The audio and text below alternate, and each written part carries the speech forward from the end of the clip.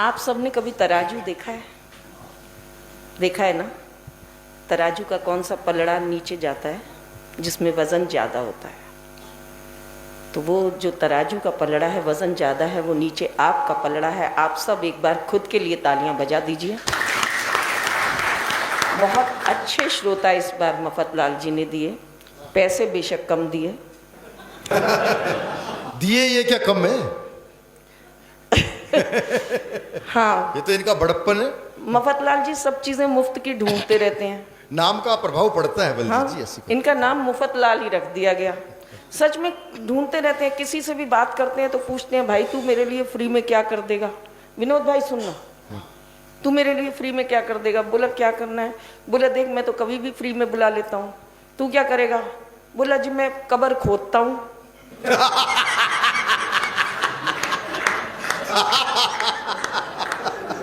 Free में खोद दूंगा।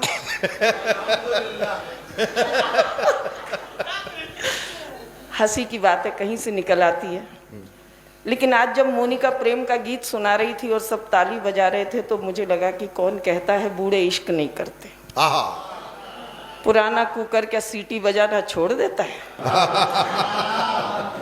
तो एक बार खुद के लिए तालियां बजाइए। बहुत ही शानदार अभी कवि सम्मेलन चल रहा है। वैसे भी बलजीत जी, कहावत है कि कौन कहता है कि बुढ़ापे में इश्क का सिलसिला नहीं होता। अरे आम तब तक मजा नहीं देता जब तक पिलपिला नहीं होता। देखिए ना, ऐसे काम कीजिए, अब आराम कीजिए। थोड़ी आपकी भी उम्र हो गई है, अब इस उम्र में राम राम कीजिए। भैया आज तो सारा देश ही राम राम कर रहा है जब से राम मंदिर बना। हाँ बिल्कुल, राम की उससे याद आया जी। मैं नई एक कविता है, उसका एक छंद दे देती हूँ, फिर अपने उसमें आती हूँ। स्वागत। कभी ये दिल से निकली आवाज़ है और मुझे लगेगा ये मंच शायद नई कविताओं के लिए बहुत अच्छा है और आपके माध्यम से जनता तक पहुँचाना चाहती हूँ। जो दिल की आवाज़ निकली थी इन दिनों, और दिल की आवाज़ हमेशा सच्ची होती है, ये मेरा मानना है कि इस मिट्टी की कोख से, सुनिएगा, इस मिट्टी की गोद से, एक माँ की कोख से हाँ मैं जनी हूँ। इस मिट्टी की गोद से, एक माँ की कोख से हाँ मैं जनी हूँ। क्या जानना चाहते हो मेरे बारे में? जान लो ना, मैं एक सनातनी हूँ। क्या जानना चाहते हो मेरे बारे में? जान लो, मैं एक सनातनी हूँ। पूजती हूँ रब को, मानती हूँ सबको। पूजती हूँ रब को, मानती हूँ सबको। क्यों धर्म जाति के नाम पर आज मन ये मैला हुआ है? क्यों धर्म जाति के नाम पर आज मन ये मैला हुआ है? जबकि खोज कर देख लो, सनातन तो हमारी रग रग में फैला हुआ है। खोज कर देख लो, ये सनातन तो हमारी रग रग में फैला हुआ है। बड़ों को प्रणाम करो, बड़ों को प्रणाम करो, प्रकृति को सलाम करो। सब प्राणियों का जीवन मूल्यवान हो और आरती के बाद कहते हैं हम विश्व का कल्याण हो। आरती के बाद कहते हैं हम विश्व का कल्याण हो। इन्हीं परंपराओं को मानने वाला फूल हूँ, ना कि नफरत फैलाने वाली नागफनी हूँ। क्या जानना चाहते हो मेरे बारे में? बस इतना जान लो, मैं एक सनातनी हूँ। इस मिट्टी की गोद से, एक माँ की कोख से हाँ मैं जनी हूँ। क्या जानना चाहते हो मेरे बारे में? जान लो, मैं एक सनातनी हूँ। क्या बात है, वाह। तो ये छोटी छोटी कविताएं हम लोग आप तक पहुंचा देते हैं, लेकिन आपकी जो तालियां हैं वो हौसला दे देती हैं, तो अच्छा लगा और बहुत बहुत साधुवाद। रही बात हंसने की, हाथ से कहीं से निकल आता है। मैं तो जिस खानदान में हूँ, सरदारों के खानदान में हूँ, हमें हंसने के लिए कहीं नहीं जाना पड़ता। हम तो आँख खोले सामने सरदार। वैसे मैं टेंशन लेती नहीं, मैं जिस खानदान से हूँ हम टेंशन नहीं लेते। आप सबको पता है, हम तो 10 साल तक देश की गद्दी पर चुपचाप बैठे रहे, हमने टेंशन नहीं ली। सारे देश ने टेंशन ली, हम बोले हमने नहीं ली। क्या करना है, टेंशन लेना ही नहीं चाहिए। हम हिंदुस्तानी टेंशन ही अजीब तरह की लेते हैं। अमेरिका में लाइट चली जाए लोगों को टेंशन होती है, वो पावर हाउस को फ़ोन करते हैं। जर्मनी में लाइट चली जाए टेंशन हो जाती है, इलेक्ट्रिशियन को फ़ोन करते हैं। एक हमारे हिंदुस्तान में लाइट चली जाए, मेरे पति बेटे को आवाज़ लगाते हैं, काके देखी साड़ी गई, पड़ोसी दी भी गई। तो टेंशन नहीं लो, मस्ती में रहो। और रही टेंशन, आप देखो हाथ से कहाँ से निकलता है। मैं तो एक दिन घर गई, स्कूल से घर गई तो हमारी पड़ोसन गुजर गई थी। मैंने देखा सारा अपार्टमेंट वहाँ, लेकिन मेरी सरदार जी मुझे दिखे ही नहीं। मैं गई अंदर, मैंने देखा सरदार जी घर पर ही चुपचाप बैठे हैं, मनुष्य शक्ल। मैंने कहा सरदार जी घर पर ही बैठे हो मुंह लटकाए, अगले की पत्नी गुजर गई, क्यों नहीं अफसोस कराए। वो मेरी ओर देख के बोले तू ही बता किस मुंह से जाऊं, अगले की दूसरी मर गई, मैं एक बार भी नहीं बुलाऊं।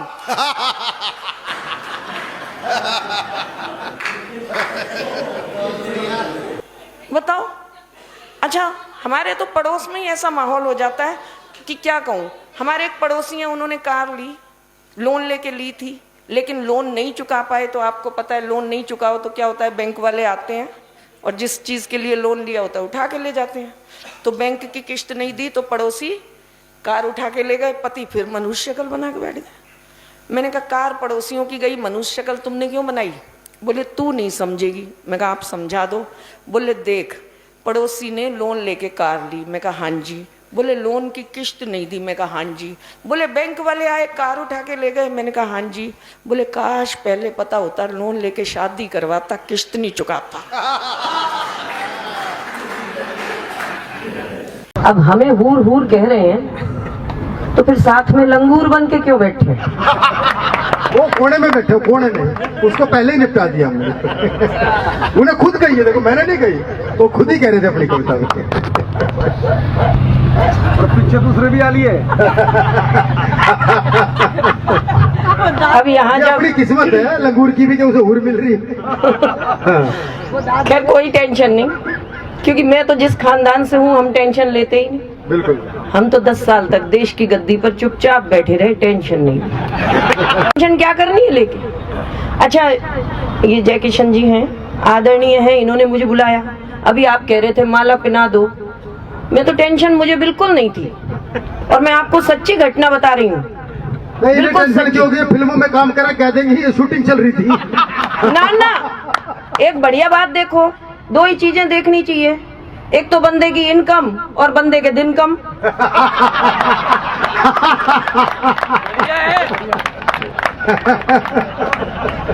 मेरे को बोले तेरे 500 गए। आपने अपने पाँव पे खुद कुल्हाड़ी मारी है, हम जिम्मेदार नहीं है इसकी। बात सुनो, अब तो इनकम तेरी कम हो गई। एक बात सुनो, या सरदारनी इनकम के लिए ही अगर बोलने आती होती तो आज आती नहीं। आप सब आए हो इनकम के लिए, मैं तो बुलाई ही नहीं अलग से। और अपन तो दिलदार होते हैं, टेंशन नहीं, बिल्कुल टेंशन लेते ही नहीं। टेंशन लेनी क्या, अगर लेना ही है तो लोन लो और लेके निकल लो। पता नहीं क्यों लोग टेंशन ले रहे, बिल्कुल टेंशन नहीं लेनी। अच्छा एक और बात सुनो, भले मेरे 500 जाए पर आज सच्चाई सारी सुनो। क्या चाहिए, अब बुरा नहीं मानो, होली है। ये कति इतने, ये रसिक जी ने बड़ा झूठ बोला कि आज जन्मदिन है तो पूनम बुला ली, तो पूनम बुला ली। कति झूठ, ये चाचा कहने पे बुलवाई। और यूं बोले, अभी भी पूछ रहे थे तेरा नाम क्या है, क्योंकि पिछली बार पहचान नहीं पाए। मुझे पूछ रहे अलग से, मुझे बुलाया इसीलिए। बोले बात सुन, ये पूनम मेरे को देखती नहीं है, क्या मैं चश्मा लगाता हूँ इसलिए। तो मैंने कहा चाचा इस बार चश्मा उतार लेना। बोले फिर मुझे ही पूनम नहीं दिखेगी। तो टेंशन बिल्कुल मत लो, मस्ती में रहो। अच्छा लोग भी बढ़िया बढ़िया है, अजीब अजीब तरह की टेंशन लेते हैं, हमारे पड़ोसी हैं। अच्छा यूं पूछा जय किशन जी ने उस दिन मुझे जब प्रोग्राम में, बोले तू 21 को आएगी, मैंने कहा ना। बोले क्यों नहीं आएगी, मैंने कहा मैं टीम में नहीं हूँ। बोले किसने बनाई टीम, मैंने कहा अनिल जी ने। अब वो अनिल जी की भी सच्चाई बता देती हूँ, इनने मेरे को क्यों नहीं बुलाया था, बता दूं? हाँ बताओ बताओ। अभी पिछले महीने मेरे घर आए, मेरा घर 2nd फ्लोर पे, 1st फ्लोर वालों के पास एक कुत्ता है और उस कुत्ते को माला पहनाई जा रही थी। अनिल जी बोले बलजीत जी ये क्या है, इस कुत्ते को मालाएं क्यों पहना रहे हैं। मैंने कहा ये कुत्ता बहुत काम का है। बोले क्यों, मैंने कहा ये इसको जो ले जाता है 2-4 दिन में उसकी पत्नी को काट आता है और वो पत्नी अल्लाह को प्यारी हो जाती है। तो अनिल जी ने मुझे उस दिन से अल्टीमेटम दे रखा है कि जब मुझे वो कुत्ता दिलवाएगी उसके बाद ही कभी सम्मेलन में बुलवाऊंगा।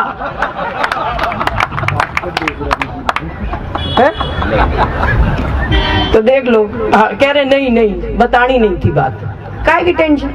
अच्छा ये सुंदर, ये अपने आप को अब बताने लग गया कि अगर इसने अपनी पत्नी को बड़ा धौंस जमा रहा था। कह रहा तुझे पता है जब मैं स्कूल में था ना तो कृष्ण जी जब जन्माष्टमी आती थी तो मैं ही कृष्ण बढ़िया करता था। बोले पत्नी पे धाक जम जाएगी। अब पत्नी तो जाट की पत्नी, वो बोली हाँ मन ने पता है सारे छोरे गोरे रहे होंगे, कलूटा तू ही था तो कृष्ण ही बनेंगे। तो इसलिए आप टेंशन मत लो, मस्ती में रहो। अच्छा देखो एक बात, आप सब इतने बड़े बड़े नारे लगा रहे हो और अभी क्या बोला सुंदर भाई ने, एक बड़ी अच्छी बात कही कि पता नहीं सुबह कौन सा दिन आए और कहे मित्रों नक्शा नहीं है पाकिस्तान का। मैं कह रही हूँ ये गलत काम क्यों किया? जब इतनी पावर थी तो एक दिन सुबह आ जाते और कह देते मित्रों जरूरत नहीं है चुनाव की, मैं ही आ गया हूँ। क्या टेंशन थी? बिना बात के चुनाव के पैसे खर्च करा रहे, पैसे खर्च कराने की जरूरत ही नहीं। अच्छा देखो मैंने तो टेंशन नहीं ली, जब सबने टेंशन ली थी, जब नोट बदले गए थे सबने टेंशन ली थी ना, सब टेंशन में टीवी के आगे। मेरे पति भी सरदार जी टीवी के आगे बैठ जाते थे। मैंने कहा आप क्या ढूंढ रहे हो? बोले मैं उस दिन का इंतजार कर रहा हूँ जब मोदी जी आए और बोल कहें मेरे प्यारे देशवासियों ये जो आपके पास आपकी पत्नी है ये 31 मार्च तक ही मान्य रहेगी। अब सारे हंस लिए, देखो सबको यही चाहिए, पर मैंने टेंशन नहीं ली। कारण जो पति 500 रुपए का नोट बदलवाने बैंक की लाइन में नहीं लगा, वो 55 किलो की पत्नी बदलवाने बैंक की लाइन में क्यों जाएगा? और दूसरी बात, अब इस बात पर आप सब ताली बजाएंगे, अगर हमारे देश में पत्नी बदलने की नौबत आ गई तो कोई बैंक तक नहीं जाएगा, सब अड़ोस पड़ोस में ही बदल लेंगे, सबकी निगाह वहीं रहती है ना? यही बात है बिल्कुल। अच्छा हंसने के लिए कहाँ कहाँ देखिए बात मिल जाती है। अभी 4 दिन पहले जब मैं घर गई तो मैंने देखा कि पड़ोसी की पत्नी गुजर गई और पति घर पे ही बैठे थे मुंह लटका के। मैंने कहा सुनो पति देव, घर पर ही बैठे हो मुंह लटकाए, पड़ोसी की पत्नी गुजर गई, क्यों नहीं अफसोस कराए? बोले तू ही बता किस मुंह से जाऊं, अगले की दूसरी मर गई मैं एक बार भी नहीं बुलाऊं। तालियां बजा लो, क्योंकि तालियां बजाने से बाबा रामदेव भी कहते हैं कि स्वास्थ्य ठीक रहता है। लेकिन बाबाओं की सारी बात भी ना मानना। एक ऐसे बाबा भी हैं हरी चटनी खाओ समोसा खाओ। एक हरियाणा वाले हमारे पड़ोसी हैं, अब मैं पड़ोसियों का ही गुणगान कर देती हूँ। तो हमारे पड़ोसी हैं, उनकी 20 साल हो गए, दुकान नहीं चल रही थी तो वो ऐसे ही एक बाबा के पास चले गए। अब बाबा भी ऐसे ही थे अपने, अब बाबा ही बन के देख लो बात सुन के। अरे ऐसे भी तो बाबा तो गुफा में ले जाते हैं। जय किशन जी ऐसे बाबा ना है, वे बढ़िया हैं। इनकी थोड़ी कह रहा हूँ मैं। हाँ। लेकिन है ना, चलिए मैं बता रही थी आपको कि हमारे पड़ोसी हैं तो बहुत सज्जन है। गए बाबा के पास, जाके बोले बाबा 20 साल हो गए मेरी शादी को, अब तो पत्नी कहना नहीं मान रही, दुकान मेरी बंद हो रही है, बच्चे बिगड़ रहे हैं, क्या करूं? अब बाबा ने आंख बंद की और कहा तूने कभी अपने पत्नी के खाने की तारीफ की? हरियाणा वाला हमारा पड़ोसी बोला पत्नी रोज बनावे रोज खावे, क्यों तारीफ करूं? बोले कृपा वहीं रुकी हुई है। अब हमारे पड़ोसी घर आए, घर आते ही उन्होंने, बाबा की बात याद थी, उन्होंने पत्नी को आवाज लगाई, बोले भगवान भूख लग रही जल्दी से खाना दे दे। अब क्या हुआ, जल्दी से खाना लगाया, मेथी के पराठे रख दिया आगे, एक निवाला मुंह में डाला और बाबा की बात याद आ गई। बोले आहा हा क्या स्वाद पराठे बन रहे हैं, जी कर रहे बनाने वाली का हाथ चूम लूं। पत्नी बोली फिर बोलियो। बोले क्या स्वाद पराठे बने, जी कर रहे बनाने वाली का हाथ चूम लूं। पत्नी अंदर गई रसोई में, बेलन ठालाई, 2 धर दिए। बोले तन्ने 20 साल तो मैं खिला रही, स्वाद नहीं आया, आज बलजीत पराठे देगी तन्ने स्वाद आ गया।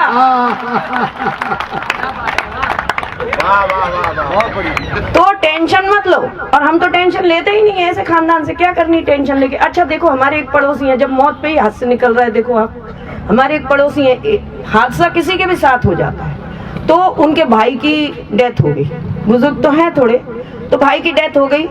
उसके बाद उन्होंने 7 दिन छुट्टी करी, फिर अपने काम पर गए। फिर उनकी बहन की डेथ हो गई 2-3 महीने बाद ही, फिर उन्होंने 7 दिन छुट्टी करी, फिर काम पर चले गए, भी बहन की डेथ हो गई थी। कुछ समय ऐसे हुआ कि उनकी बूढ़ी माँ की भी डेथ हुई, तो बूढ़ी माँ की भी डेथ हुई, 7 दिन फिर छुट्टी करी, फिर काम पर चले गए। लेकिन अभी 1 महीना हो गया उनकी पत्नी की डेथ हो गई और काम पर नहीं जा रहे। तो राजेश चेतन जी गए, बोले क्या हुआ? देखो अब ठीक है हादसा है, पर आप काम पे क्यों नहीं जा रहे हो? तो उनका जवाब सुनना, वो बोले देखो जब मेरे भाई की डेथ हुई सारे आ गए थे पड़ोसी, भाई चिंता न करिए मैं थारा भाई। जब बहन की डेथ हुई सारे मोहल्ले की औरतें आ गई थी, भाई चिंता न करिए मैं तेरी बहन। माँ गुजरी सारे मोहल्ले की बुढ़िया आ गई, चिंता न करिए मैं तेरी माँ। बोले अब जब से पत्नी गुजर गई एक भी ना आई। पता ही नहीं है लोग कैसी कैसी टेंशन ले लेते हैं, और टेंशन लेनी क्यों चाहिए? बिल्कुल नहीं लेनी चाहिए टेंशन, तो बिल्कुल लीजिए ही मत। अब देखिए ना हमारे यहाँ टेंशन भी अजीब है हिंदुस्तान में। अगर अमेरिका में लाइट चली जाती है तो लोग पावर हाउस को फोन करते हैं, और जर्मनी में लाइट चली जाए तो लोग इलेक्ट्रिशियन को फोन करते हैं, और हमारे हिंदुस्तान में लाइट चली जाती है तो मेरे पति अपने बेटे को आवाज लगाते हैं, बोले काके देखी साड़ी गई कि पड़ोसी दी भी गई। क्योंकि उनको अपनी लाइट की टेंशन नहीं है, पड़ोसी दी गई है तो चुप करके बह जाओ। अच्छा, अमेरिका में कोई बीमार हो जाए तो उसे लोग एक कार्ड भेजेंगे कि आप जल्दी से स्वास्थ्य लाभ हो। जर्मनी में कोई बीमार हो जाए तो लोग फूल भेज देते हैं फॉर स्पीड रिकवरी। और हमारे हिंदुस्तान में कोई बीमार हो जाए, रसिक जी गए बीमार हो गया था कोई, उन्होंने बीमारी बताई, रसिक जी बोले ओ हमारा आदर्श नगर वाला चाचा भी इसी बीमारी से मरिया था। हमारे तो हिंदुस्तान में अजीब अजीब तरह की टेंशन है। हाँ, और टेंशन लेना नहीं, बिल्कुल हंसते मुस्कुराते रहिए, क्योंकि हर बरस हम चाहते हैं कि आप किसी तरह से चेहरे खिलखिलाते रहें। और मेरा तो एक उद्देश्य है कि किसी को चाह लो तो चाहत हो जाती है, किसी को चाह लो तो चाहत हो जाती है, अपना बना लो तो आदत हो जाती है। किसी को चाह लो तो चाहत हो जाती है, अपना बना लो तो आदत हो जाती है। मैंने जान लिया दिल में रहता है खुदा, लोगों को हंसा लो इबादत हो जाती है। वाह वाह वाह वाह वाह वाह वाह, क्या बात, वाह। और रही पुलवामा की बात, इतनी बड़ी बड़ी बातें कर रहे हैं। देखिए पाक का मतलब होता है पवित्र, पर वो पाक नहीं है। 4 पंक्तियां दे रही हूँ उस पर भी कि पाप नहीं वो पाक नहीं वो पाप है। मंच का भी ध्यान जी, स्वागत स्वागत स्वागत। पाक नहीं वो पाप है। 1947 का अभिशाप है। पाक नहीं वो पाप है, 1947 का अभिशाप है। दुम दबा कर बैठा है क्योंकि बैठा उसका बाप है। क्या बात है, वाह वाह वाह वाह वाह वाह। लंबी चौड़ी कविता क्या लिखनी, 2 शब्दों में ही काम चल जाता है, तो अपन लंबी चौड़ी क्यों लिखें? लंबी चौड़ी का फायदा नहीं है लंबी कविता का। अच्छा देखिए एक और कविता आपको सुनाती हूँ छोटी, कि 60 बरस के हिंदुस्तान में जब पति पत्नी हो जाते हैं तो ज्यादातर क्या होता है वहां सुनिएगा। और इस कविता का चाचा से कोई संबंध नहीं है। तो चाचा के फर्क के ना, चाचा अभी 60 के हैं ही नहीं। देखिए एक 60 बरस के पति पत्नी वैष्णो देवी जा रहे थे, रास्ता बहुत कठिन था, जय माता दी गा रहे थे। 60 बरस के पति पत्नी वैष्णो देवी जा रहे थे, रास्ता बहुत कठिन था, जय माता दी गा रहे थे। तभी राह में माता रानी प्रसन्न हो गई और दोनों के समक्ष प्रकट हो गई। दोनों को खुशी हुई जबरदस्त, दोनों को खुशी हुई जबरदस्त। माता ने एक वरदान मांगने को कहा तो पति ने पत्नी आगे करके कह दिया लेडीज फर्स्ट। पति ने पत्नी को आगे करके कह दिया लेडीज फर्स्ट। अब देखिए 60 बरस की पत्नी क्या मांगेगी। पत्नी ने अपनी आंखें भिगो ली, हाथ जोड़कर बोली हे माँ तेरी कृपा से सारी खुशियां पा चुकी हूँ और अपनी सारी जिम्मेदारियां निपटा चुकी हूँ। अब मैं यही वरदान पाना चाहती हूँ कि मैं अपने पति के साथ वर्ल्ड टूर जाना चाहती हूँ। माता रानी ने तथास्तु के नजर घुमाई और पति से कहा मांग पुत्र अब तेरी बारी आई। अब 60 बरस का हिंदुस्तानी और वो भी हरियाणा का बंदा, वो बोला हे माँ वर्ल्ड टूर पर तो जरूर जाना चाहूंगा, पर साथ में अपने से 30 बरस छोटी ले जाना चाहूंगा। पर माता रानी ने अब चक्र चलाया और तत्काल पति को 90 बरस का बढ़ाया। माता रानी बोली हे पुरुष विचार तो तेरा बड़ा चंगा था, पर मैं अभी महिला हूँ, तूने महिला से ले लिया पंगा था। और मैंने अपने पति को कहा, मैंने कहा सुनिए जी, जब मैं सारा साल कवि सम्मेलन में जाती हूँ तब मुस्कुरा कर भिजवाते हो, और होली वाले दिन जब जाती हूँ तो मनहूस सूरत क्यों बनाती हूँ? जब मैं सारा साल कवि सम्मेलन में जाती हूँ तो मुस्कुरा के भिजवाते हो, होली वाले दिन मनहूस शक्ल क्यों बनाते हो? बोले उस दिन मैं इन दोनों बच्चों से परेशान हो जाता हूँ, मोहल्ले के 10 नहलाने पड़ते हैं, तब इन 2 को पहचान के ढूंढ के लाता हूँ। अच्छा, मैं परेशान हो गई। मैंने कहा मैं परेशान हो गई तुमसे, काश मैं किसी राक्षस से जाती ब्याही। देखो गुस्से में तो कुछ भी कह देता है ना, औरतें कहती हैं। मैंने कहा परेशान हो गई तुमसे, काश मैं किसी राक्षस के साथ जाती ब्याही। बोले हो ही नहीं सकता था, राक्षस तो होता है चुड़ैल का भाई।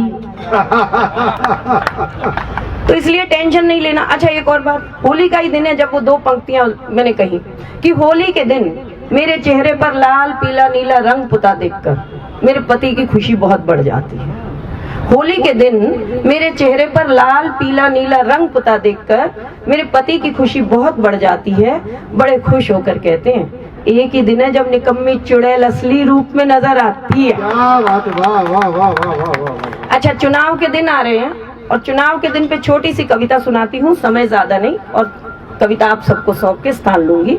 चुनाव के दिन है और बारीक बात, और आदर्श नगर के सारे मैं जानती हूँ बुद्धिजीवी श्रोता हैं आप, और बारीक बात समझते हैं कि मैंने कहा सुनिए पतिदेव, क्योंकि हमारे यहाँ जब चुनाव होते हैं तो 40% लोग, 40% लोग वोट डालने जाते ही नहीं, छुट्टी मना लेते हैं। बिल्कुल ठीक है। उन्हीं 40% में एक मेरे पति हैं। तो क्या हुआ कि मैंने कहा सुनिए पतिदेव, छुट्टी का दिन यूं न गवाइए और जाकर किसी एक को वोट दे आइए। अब बारीक बात कह रही हूँ, समझ लेना, और समझ आ जाए तो ताली बजाना, नहीं तो मैं समझूंगी समझा ही नहीं। मेरे पति को मैंने कहा कि उठिए पतिदेव, छुट्टी का दिन यूं न गवाइए, जाकर किसी एक को वोट दे आइए। वो मेरी ओर देखकर बोले वोट डालने नहीं जाऊंगा, मेरा चुनाव गलत हो जाता है, देश को बचाऊंगा। वो मेरी ओर देखकर बोले वोट डालने नहीं जाऊंगा, मेरा चुनाव गलत हो जाता है, देश को बचाऊंगा। मैंने कहा सुनिए पप्पू मत बन जाइए, जाकर किसी समझदार को वोट दे आइए। बोले तेरे जैसे मूर्ख ही ऐसी बात करते हैं, समझदार तो अब देश में चुनाव ही नहीं लड़ते हैं। वाह वाह वाह वाह वाह वाह। मैंने कहा सुनिए पतिदेव, अंतिम पंक्तियां दे रही हूँ। मैंने कहा सुनिए पतिदेव, ये नेताओं को बस सफेद कपड़े ही क्यों भाते हैं?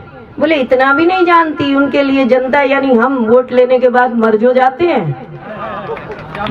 बोले उनके लिए वोट लेने के बाद जनता यानी हम मर्ज हो जाते हैं। खैर हंसते रहिए, मुस्कुराते रहिए, खिलखिलाते रहिए, यही शुभकामनाएं। बहुत बहुत